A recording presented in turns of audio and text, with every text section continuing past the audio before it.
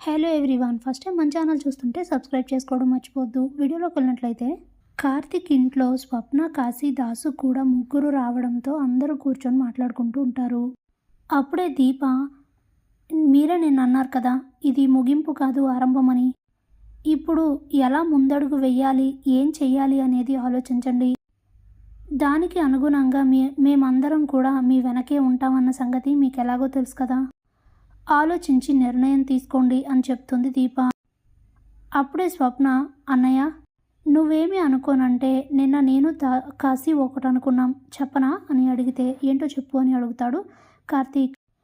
నీది వదినది హెల్ప్ తీసుకొని మేము ఒక ఫుడ్ కోర్ట్ స్టార్ట్ చేయాలనుకున్నాం, కానీ ఇప్పుడు పరిస్థితి చూస్తుంటే మేము ఫుడ్ కోర్ట్ పెట్టడం కన్నా మీరే ఒక రెస్టారెంట్ ఓపెన్ చేస్తే బాగుంటుంది అనిపిస్తుంది అని చెప్తుంది స్వప్న. దాంతో షాక్ అవుతారు అందరూ. కార్తీక్ అయితే అలా ఆలోచిస్తూ ఉండిపోతాడు. స్వప్న, ఒక రెస్టారెంట్ ఓపెన్ చేయడం అంటే అంత ఈజీగా ఉందా నీకు? దానికి ఎన్ని విషయాలు కన్సిడర్ చేయాలో తెలుసా అని కార్తీక్ అంటే, అప్పుడే స్వప్న, ఏంటన్నయ్యా నువ్వు, జరుగుతున్న పరిస్థితులన్నింటి వలన నీ ఎమోషన్స్ వాటిపై ఉపయోగిస్తున్నావు తప్ప నువ్వు సరిగ్గా ఆలోచించు.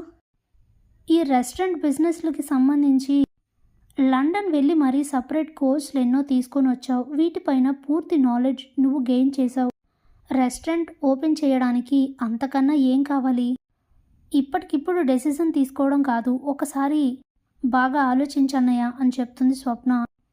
ఇక కార్తీక్, సరే అయితే నేను ఆలోచించి ఏ విషయం చెప్తాను అని చెప్తే ఇక మాట్లాడుకున్న తర్వాత దాసు వాళ్ళు అక్కడి నుంచి వెళ్ళిపోతారు. ఇక కార్తీక్ ఈ విషయంపై బాగా ఆలోచించి ఒక నిర్ణయం తీసుకుంటాడు. వెంటనే మరుసటి రోజు మళ్ళీ కాశీ, స్వప్న, దాసు ముగ్గురిని పిలిచి మాట్లాడుతూ ఉంటాడు.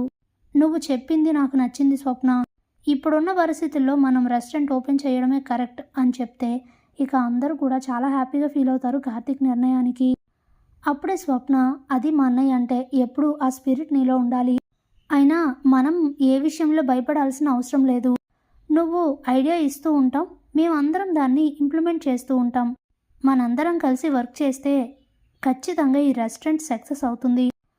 ఎలాగో వదిన వంటల్లో ఎక్స్పర్ట్ కాబట్టి తనే మన రెస్టారెంట్లో మాస్టర్ చెఫ్గా ఉంటూ సూపర్ క్వాలిటీ ఫుడ్ని కుక్ చేయిస్తూ ఉంటుంది. ఇక మిగతా వర్క్స్ అన్నీ నేను కాసి చూసుకుంటాం.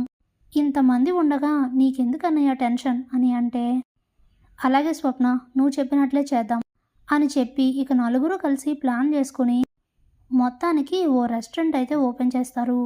ఇదిలా ఉండగా శివనారాయణ ఇంట్లో అందరూ కూడా కూర్చొని మాట్లాడుకుంటూ ఉంటారు. ఏంటి తాత, అప్పుడే బావ ఓపెన్ చేసిన రెస్టారెంట్ నెంబర్ 1 పొజిషన్కి వెళ్ళిపోయింది అని అంటే, అప్పుడే శివనారాయణ, వెళ్ళనివ్వమ్మా, ఆరిపోయే దీపానికి వెలుగెక్కువ, అలాగే ఏదో ఒకరోజు ఉన్న బలంగా మొత్తం అంతా దివాలా తీస్తుంది చూడు అని చెప్తాడు శివనారాయణ.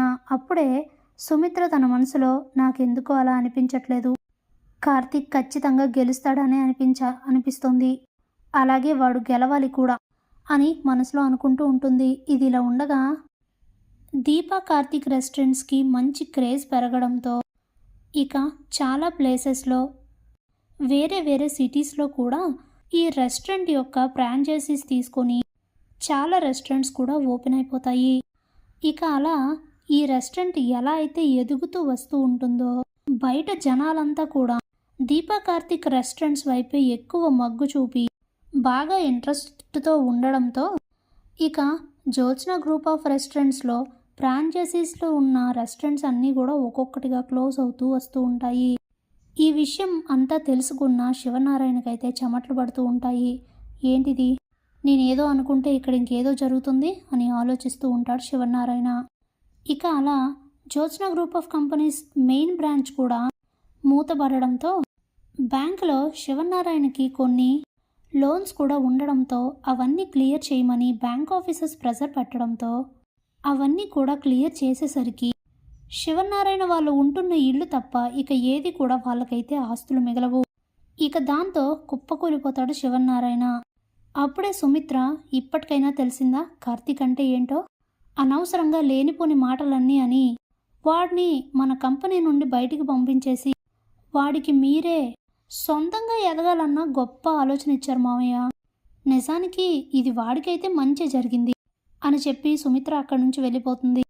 ఇప్పుడు ఏం చేయాలి, మళ్ళీ ఎలా ఎదగాలి, ఏం చేయాలి అని ఆలోచిస్తూ ఉంటారు శివనారాయణ కుటుంబం అంతా. ఇంతలో కార్తీక్ ఓ చోట కూర్చొని జరుగుతున్నవన్నీ గుర్తు చేసుకొని, చూసావా తాత, నేను అనుకుంటే ఏం చేయగలనో నీకు ఈ పాటికి అర్థమై ఉంటుంది. లేకపోతే ఆఫీస్ నుండి గెంటేసి, ఇంటి నుండి గెంటేసి మా అమ్మకి అంత బాధను మిగిల్చావు కదా. ఇప్పుడు అంతకంతకి నువ్వే బాధను అనుభవిస్తున్నావు. నేనేం తప్పుదారిలో వెళ్ళట్లేదు. నిజానికి నీకు థ్యాంక్స్ చెప్పాలి అని అనుకుంటూ హ్యాపీగా ఫీల్ అవుతూ ఉంటాడు కార్తీక్. ఇదిలో ఉండగా కాశీ స్వప్న మాట్లాడుకుంటూ ఉంటారు. స్వప్న, నాకు ఒక విషయం అర్థం కావట్లేదు. ఆ రోజు మనం ఫుడ్ కోర్ట్ కదా పెట్టాలనుకున్నాం, రెస్టారెంట్ పెట్టాలన్న ఆలోచన నీకెలా వచ్చింది అని అంటే, ఇది యాక్చువల్గా నా ఐడియా కాదు. అన్నయ్యని శివనారాయణ గారు ఆ కంపెనీ నుండి పంపించేసిన తర్వాత నేను మా మమ్మీతో మాట్లాడుతుంటే ఇది మా మమ్మీ ఇచ్చిన ఐడియా అని చెప్తుంది స్వప్న. ఏదైతే అది అయింది, కానీ అత్తయ్య మంచి ఐడియా ఇచ్చారు. మొత్తానికి ఇప్పుడు బావని తిరిగి చూసుకోవలసిన అవసరం లేనంత పరిస్థితిలో నిలబెట్టారు అని అంటూ హ్యాపీగా ఫీల్ అవుతూ ఉంటాడు కాశీ కూడా. Thanks for watching.